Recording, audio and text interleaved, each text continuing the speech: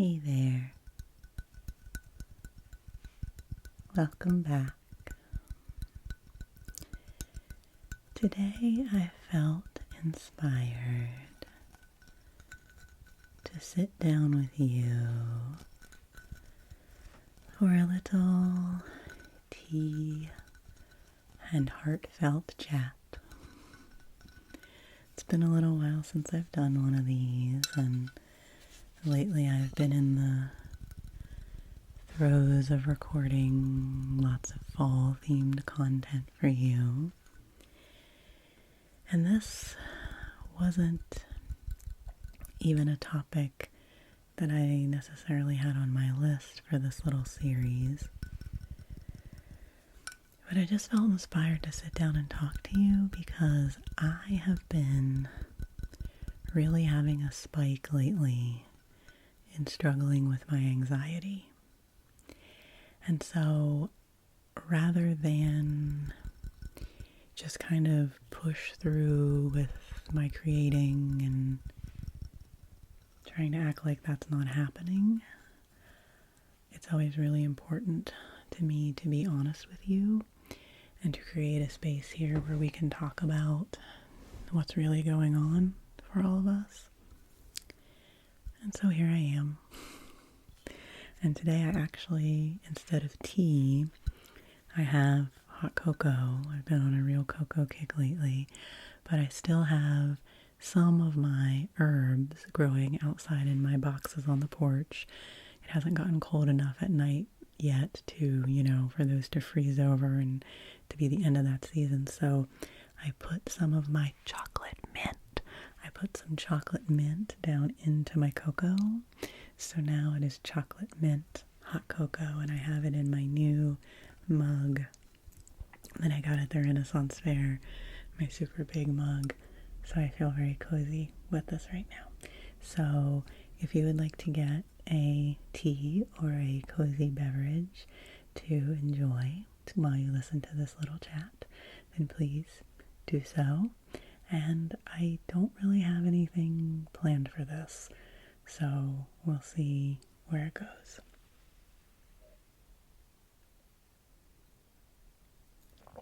Ooh, that's good. That's good with the mint. That's good with the mint. I really like just making the chocolate mint tea. But that's good. Ooh, with the cocoa. So yeah. So I know that I am not the only one in this community that suffers from anxiety and rumination and sometimes panicky feelings and panic attacks and a really tough inner critic. And those are all things that I have been up against lately. And to be honest, I'm not coming into this with and here are my 5 easy tips for how to stop feeling anxious.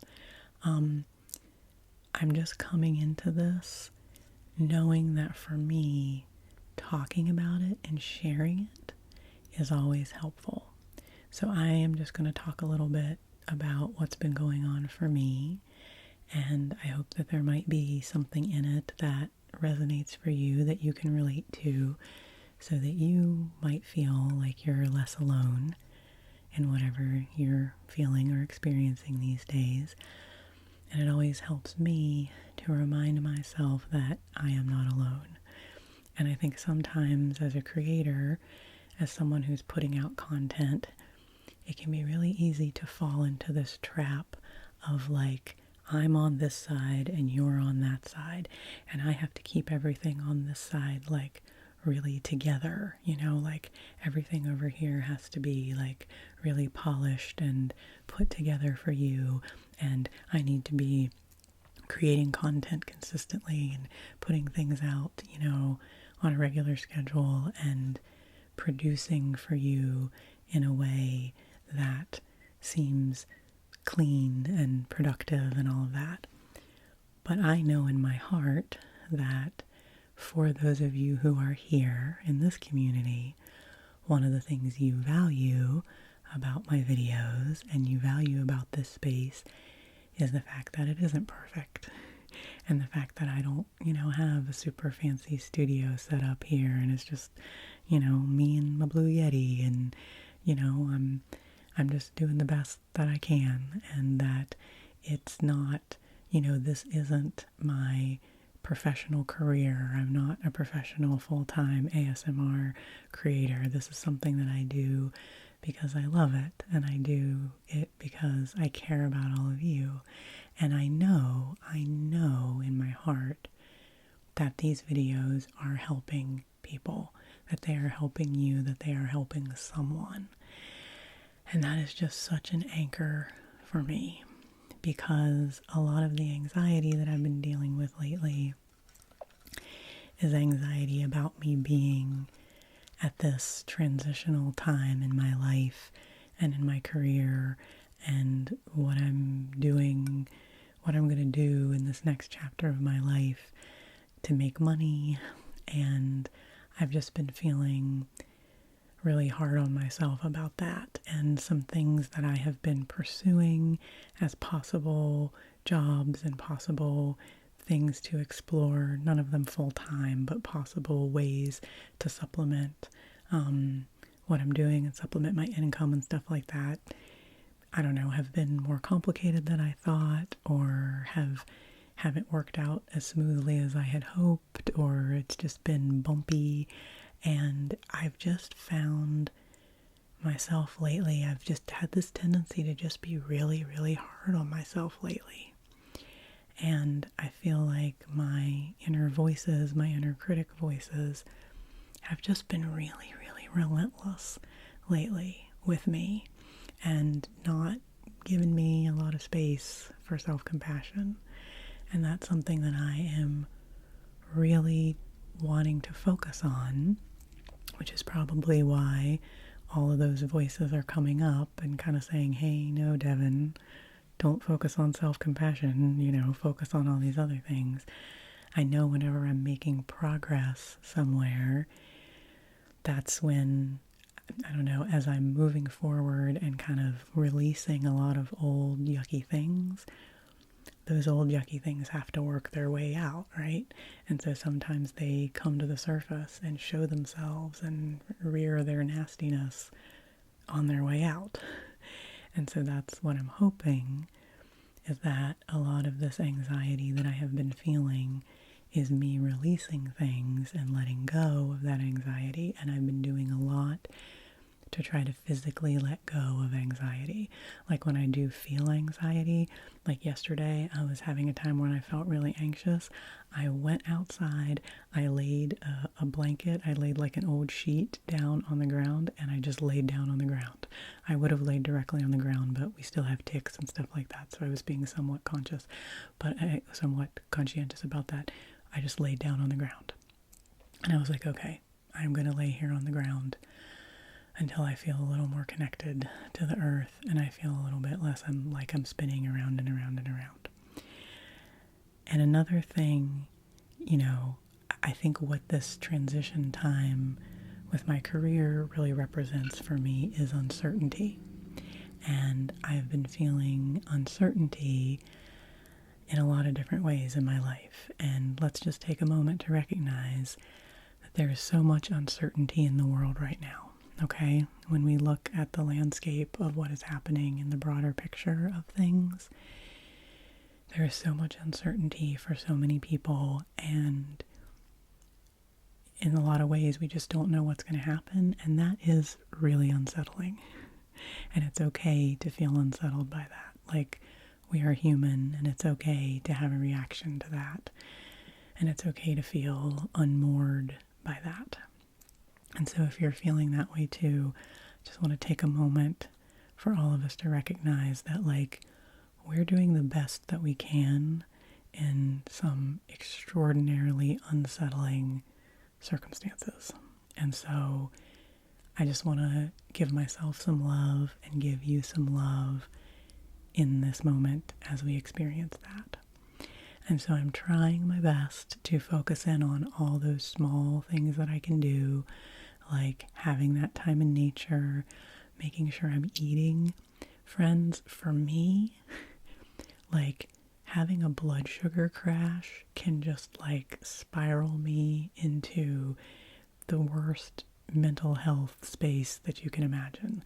Like, I'm trying to just be really good about eating breakfast, lunch, and dinner on a regular schedule, and making sure I have snacks around, and giving myself the sustenance that I need, and checking in with myself when I'm starting to get into an anxiety spiral to be like, wait a minute, have I eaten?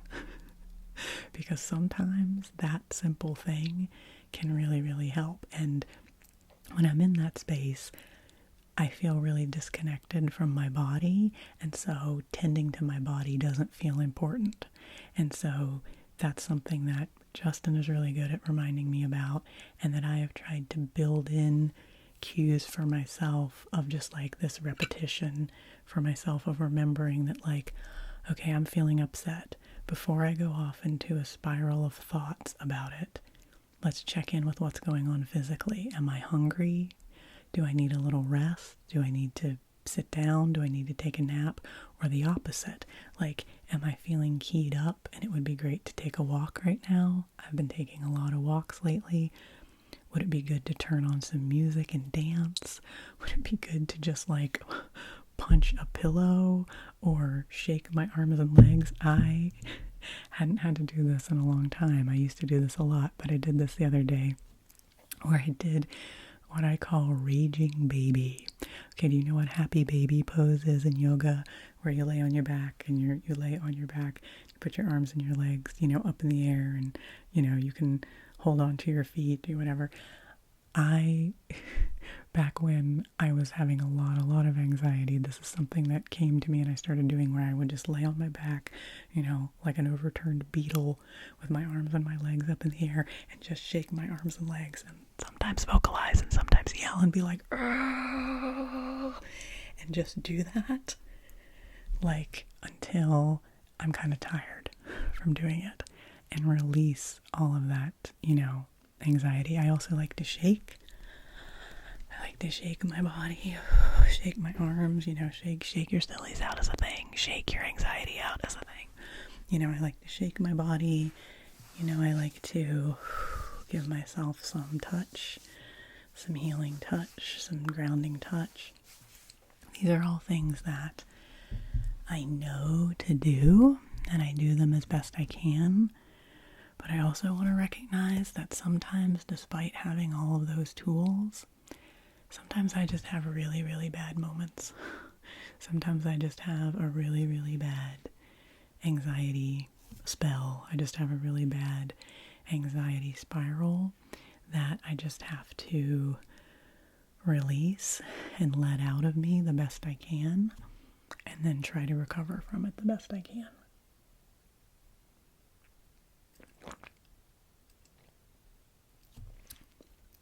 That's a really good taste. That hot chocolate tastes really good. That's another thing I try to do too, is check in with my five senses.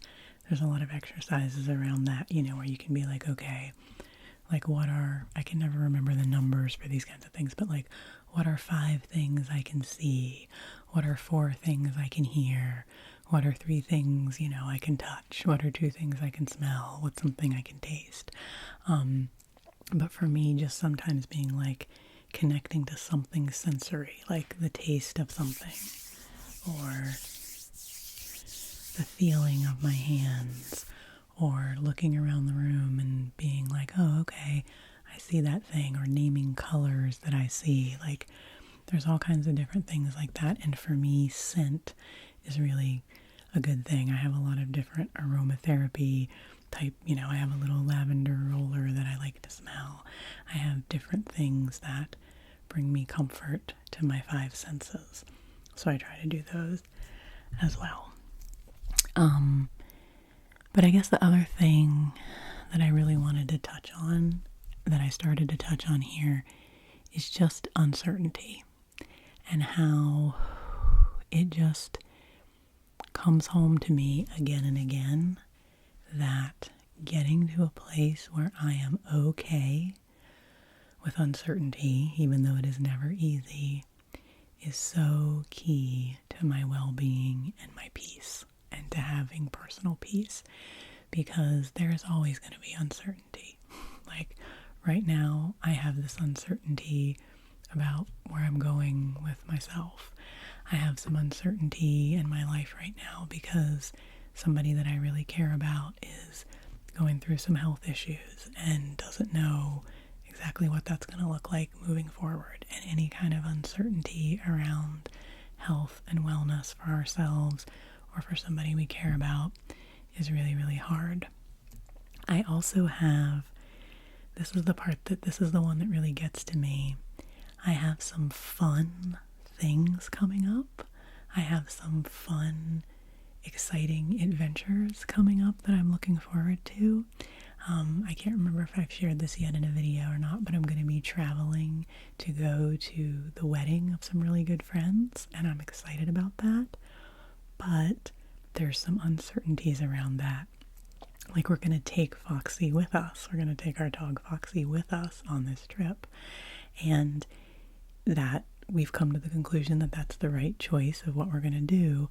But there's some uncertainties around that. Like, we've never taken her on a trip like this where she's going to be around a lot of different people, and you know, she is still a puppy in some ways, and like, how is it going to be? And we have a lot of things in place for, you know, how we're going to manage her behavior, and we have resources for her and resources for us, and like, we have a lot of things in place, but there's just uncertainty around how is that trip going to go, you know? And I might as well go ahead and share this, that the wedding that we're going to, my friends who are getting married have asked me to be their officiant. So I am going to be the one doing their wedding ceremony. And interestingly, I am not feeling anxious about that part. Now, isn't that interesting? Because I feel like Devan of the past might not have even been brave enough to have said yes to that invitation. I might have just said, no, there's no way I could do that. I would be too nervous to get up in front of everyone, and what if I mess it up? Like, this is their wedding. This is such an important day. What if I mess it up?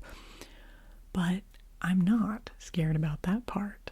I'm excited that they expressed this invitation to me, you know, and they said, because, you know, I know them really very well, and I know their story, and they're like, you have such a wonderful voice, and, you know, they watch my ASMR videos, and, you know, they just feel like I will bring a good energy to that important time for them. So I'm actually really excited about that part of it and doing the ceremony. I'm not really nervous about that, weirdly enough. It's all the logistical things around this trip and getting down there and doing all the things, you know, that is tripping me up.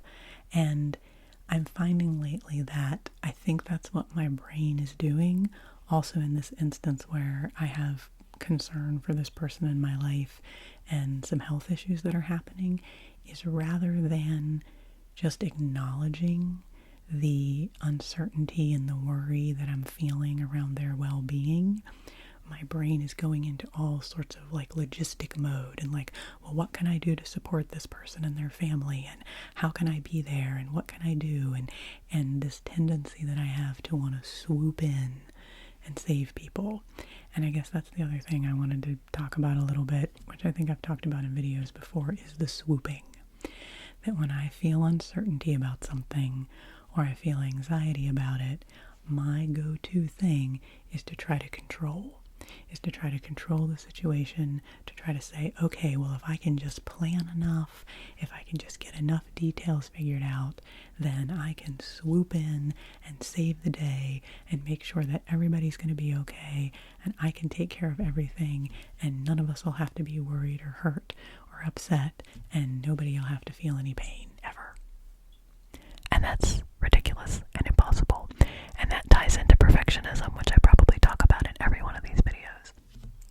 Is that feeling that I can solve everything is not good.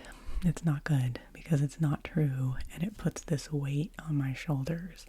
And, that feeling of like, oh, I don't know the right thing to say to someone when they're going through something difficult.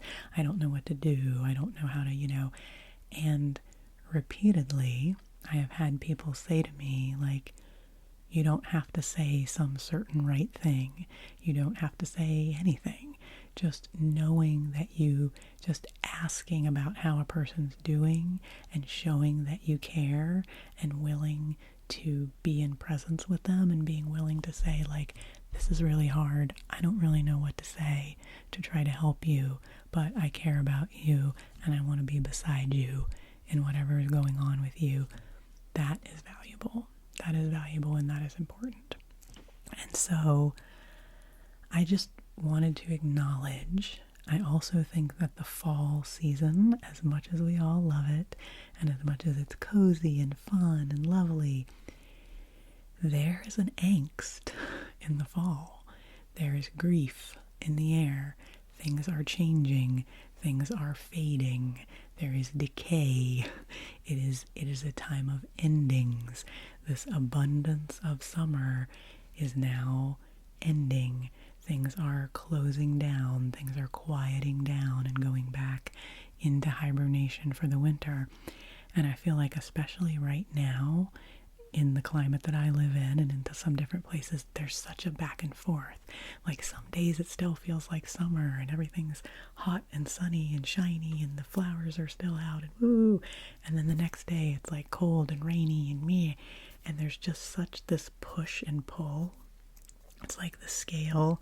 I think I talked about this in one of my videos. This like late summertime is a time in traditional Chinese medicine where like the scales are tipping and we're trying to find that balance because we're tipping from, the heat and the abundance and the movement of summer into this more quiet time of fall and winter. And for me, I just feel like that can really create a lot of spiraling energy and a lot of frenetic energy, and it's really, really hard to feel grounded. So, according to Chinese medicine, what we're supposed to do in this season is connect to the earth element. So that's what I have been trying to do, is to really connect into the earth to help myself feel grounded. I'm trying to put some good routines in place for myself. Like, I had gotten really sporadic with my sleep schedule and stuff like that. So I'm trying to like get back on track in a kind way with myself, but trying to get back on track with like, getting to sleep at a similar time every night, getting to bed at least, getting up, having a little morning routine of my breakfast and some movement and maybe a little bit of meditation before I dive into my day. I'm really glad I have Foxy because I take her for a walk every morning and that's a really nice routine. And so often if I have anxiety when I wake up, which I have sometimes because I have bad dreams, friends, it's a reality. And so sometimes I wake up from the bad dreams and then I have anxiety. Going for a walk and having that refresh and that restart can really help me. So I'm trying to give myself some resource as much as I can, and most of all, I'm just really trying to be kind to myself. But sometimes it's really hard. And I'm really lucky that I have Justin. I'm really lucky that I have good friends who support me when I am struggling with this kind of stuff. And there is also, sometimes I just have to tell myself that like this is a season. Right now I am in a season of uncertainty and there is a season of movement and change right now. And life is always full of change, but the seasons of it will continue to flow. And it's something that's helpful to me sometimes is that I'll look back and think like, okay, well, what was going on a year ago for me? What was going on 5 years ago for me? And like, what was I stressed about then? And to think how far I have come since then. And I mean, it's a constant anchor for me to think back to, 2.5 years ago now, when Justin was in his mental health crisis and I was in the biggest place of uncertainty I've ever been in my life. And I came through that. Justin and I came through that together. and he is okay, and we are in a strong place right now. But that's something else to recognize too, is that sometimes, I still bear the scars of that. I still hold the impact of that. And sometimes some of that uncertainty that I felt back then, I've done a lot of work to release it, but there are still bits of that are in my body, that are in my nervous system, and sometimes they come out. So lately, I've been really allowing myself to cry when I need to. I've been telling myself I'm not going to try to close in. I'm not going to try I'm not going to try to dam up the emotions that are coming out of me. I'm going to let them flow, because I pretty much universally always feel better after I cry. I mean, crying is a physiological way that we release.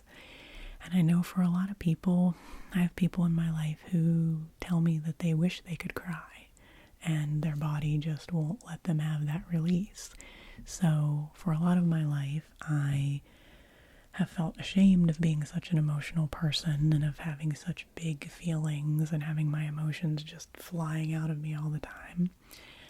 But I've been trying to appreciate that more and be more thankful for that, and being grateful that I am a person that can express my emotions and can let those things flow and release from me, and then, move through to the next thing.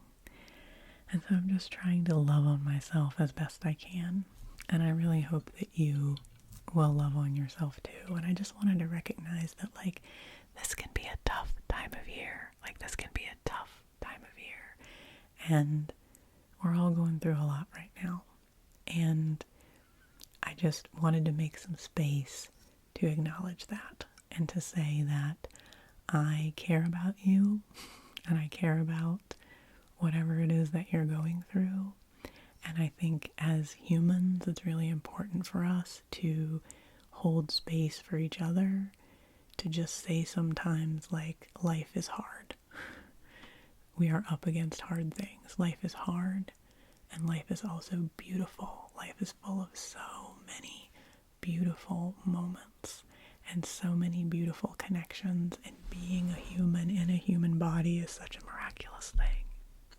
And so just acknowledging that full spectrum of being a human, and how complex it is to care about people, how love and grief are just so intertwined, and how hope and doubt are so intertwined, and fear and courage are so intertwined. Being courageous is moving forward in the face of fear. You can't be brave if you're not afraid. Justin and I we watched the movie Inside Out the other day. Can't believe I had never watched that before, but we got it from the library, and I really, really enjoyed it. And of course I cried. It made me cry. But the whole crux of that movie, of how you can't have joy without sadness, and that those emotions are so intertwined with each other, and that you have to have a little bit of all the emotions. Their fear has to be there sometimes. Anger has to be there sometimes. You have to have all the elements of human emotion in order to be balanced. And if you try to block out any one part of that, then eventually it's going to catch up with you, and you're going to be in trouble, and you're going to end up shutting down and not being able to feel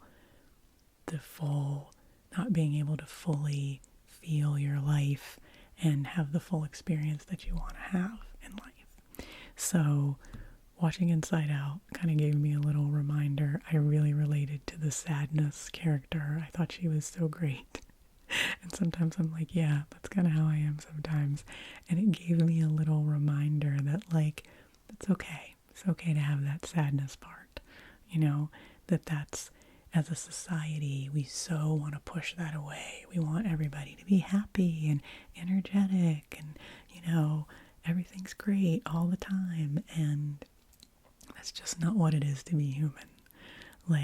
we have to have the balance of everything and move through, all of the different parts of life, and that even the most joyful moments will have that little tinge of sadness to them, and the saddest moments can have a tinge of joy. Like nothing is black and white.